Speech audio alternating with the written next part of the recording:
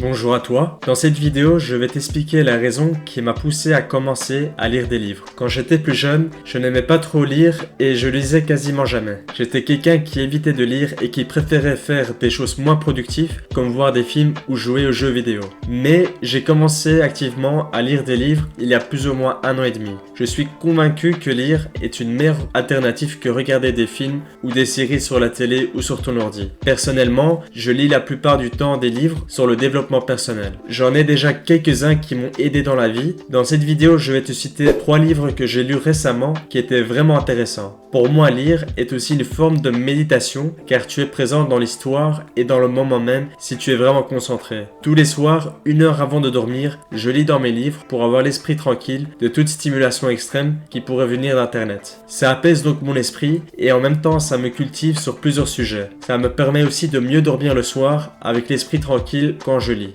Je lis mes livres en plusieurs langues, que ce soit le français, néerlandais ou anglais, mais la langue importe peu. Des livres intéressants que j'ai lus récemment sont le premier, The Way of the Superior Man, de David Deida. Ce livre est vraiment intéressant car ça parle de l'énergie masculine et féminine et ça t'apprend comment atteindre son objectif ultime en tant qu'homme masculin et en même temps devenir authentique. Ça parle donc de spiritualité et de comment aimer une femme féminine. C'est honnêtement un des meilleurs livres que j'ai lu. Ça m'a vraiment changé les idées sur la relation homme-femme et sur la manière comment un homme masculin pourrait vivre sa vie de façon honnête et authentique. Dans mon opinion, tout le monde devrait lire ce livre pour apprendre à devenir meilleur dans l'aspect amour et sa manière de vivre. Après, le deuxième livre que j'ai lu récemment qui m'a plu est The Trap de David Icke. Ce livre est un peu spécial mais aussi très intéressant. Ça parle de spiritualité, philosophie de la vie, mais aussi sur d'autres sujets comme la société d'aujourd'hui et de comment on se ferait manipuler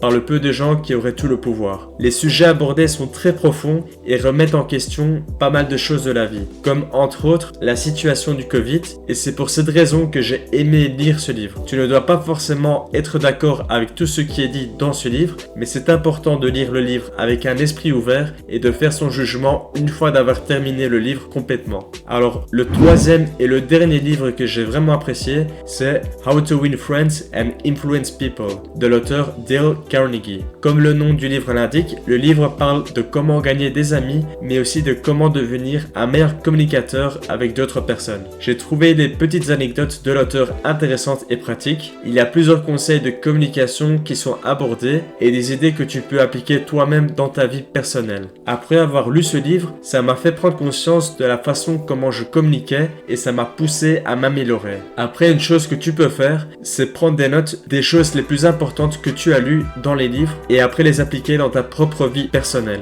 Voilà donc les derniers livres que j'ai lus et qui m'ont apporté quelque chose de positif. J'espère que ces livres pourront aussi t'aider et t'apporter quelque chose de meilleur dans ta vie. Merci d'avoir regardé, n'hésite pas à t'abonner à ma chaîne et de mettre un pouce en l'air et je te dis à la prochaine.